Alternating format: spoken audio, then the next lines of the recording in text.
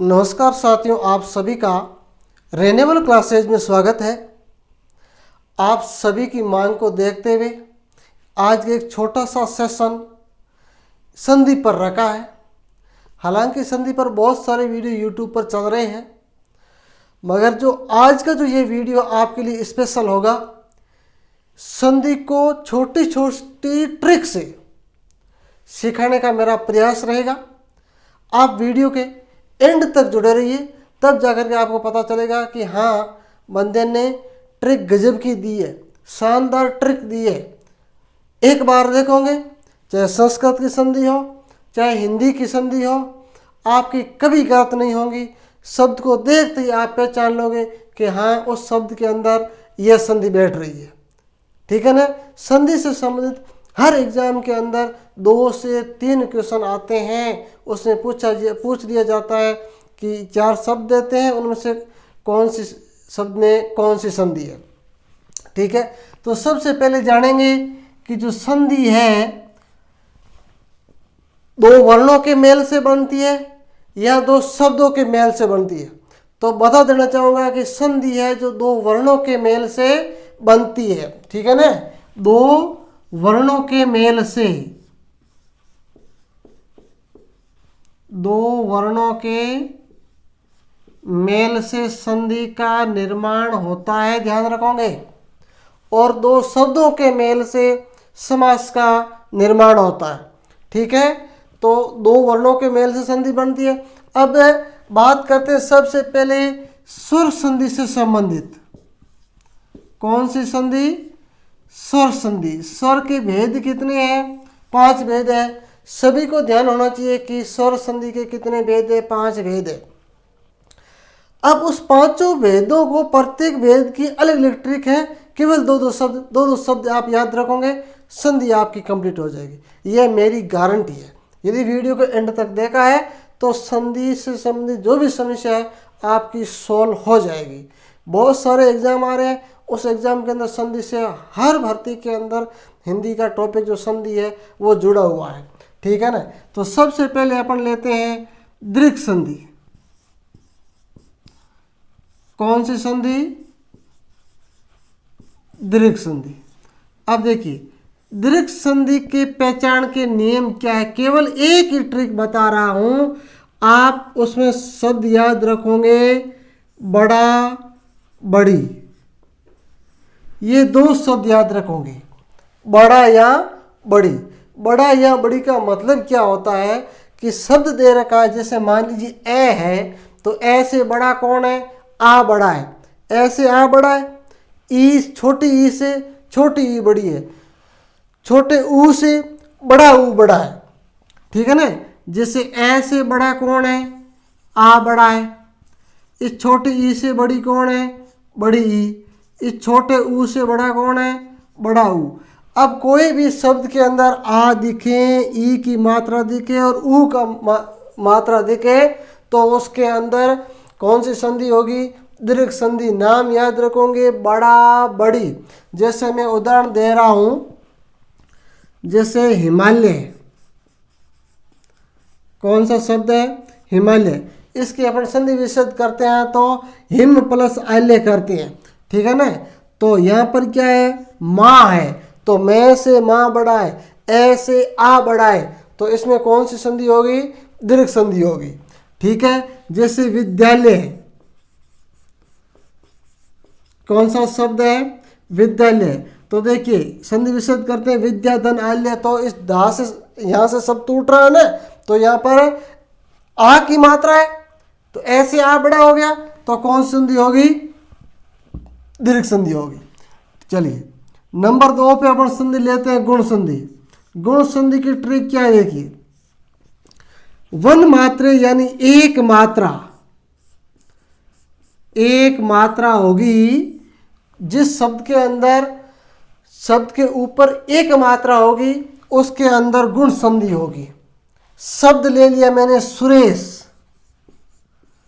कौन सा शब्द है? सुरेश, नरेश। अब इस शब्दों के ऊपर मात्रा देखिए, रे के ऊपर मात्रा 1 है, इस रे के ऊपर मात्रा एक है। कोई भी शब्द आएगा उस शब्द के ऊपर मात्रा एक होगी तो उसके अंदर कौन सी संधि होगी? गुण संधि होगी। नहीं भूलोगे, शब्द ले लिया खग्गेश, मात्रा कितनी ऊपर? एक मात्रा है, कौन सी संधि होगी? गुण संधि होगी। नंबर 3 पे संधि लेते हैं वृद्धि संधि। कौन सी संधि? वृद्धि संधि। तो वृद्धि संधि के अंदर लिखोगे दो मात्रा वृद्धि संधि, दो मात्रा। इसमें मात्रा कितनी आएगी? दो मात्रा आएगी, दिख रहा है ना? दो मात्रा। उदाहरण ले लेते हैं वृद्धि संधि, जैसे एक एक, मात्रा कै के ऊपर मात्रा कितनी है? दो मात्रा है, कौन सी संधि हो गई? वृद्धि संधि। तथेव, मात्रा कितनी ऊपर? दो मात्रा है, कौन सी संधि होगी? वृद्धि संधि। शब्द ले लिया मैंने जलोद, जलोग ले लो, मात्रा कितनी है? दो मात्रा है, हो गया ना? कौन सी संधि? वृद्धि संधि। जितने भी शब्द आएंगे उन शब्द के ऊपर मात्रा कितनी होगी? दो मात्रा होगी, तो ये आपकी वृद्धि संधि होगी। एक मात्रा होगी, गुण संधि होगी। मोटा मोटी या बड़ा बड़ी किसके अंदर है? दीर्घ संधि के अंदर है। ठीक है। नंबर 4 पे संधि ले लेते हैं, यण ले लो या अयादि, कोई भी संधि ले लो। यण संधि के अंदर यह और वह से पहले आधा अक्षर आएगा। क्या? यण संधि के अंदर 4 नंबर संधि लेते हैं, यण संधि। यण, यण के अंदर क्या याद रखना है? यह और वह से पहले आधा अक्षर।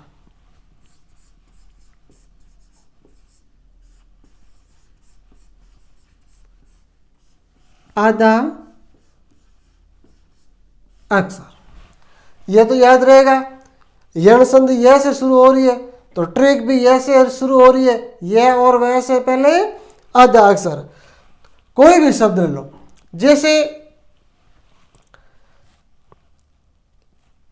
वृद्धि संधि के अंदर दो मात्रा होगी, गुण संधि के अंदर एक मात्रा होगी, और यण संधि की ट्रिक में यह और वह से पहले आधा अक्षर। मैंने ले लिया, शब्द ले लिया स्वागत।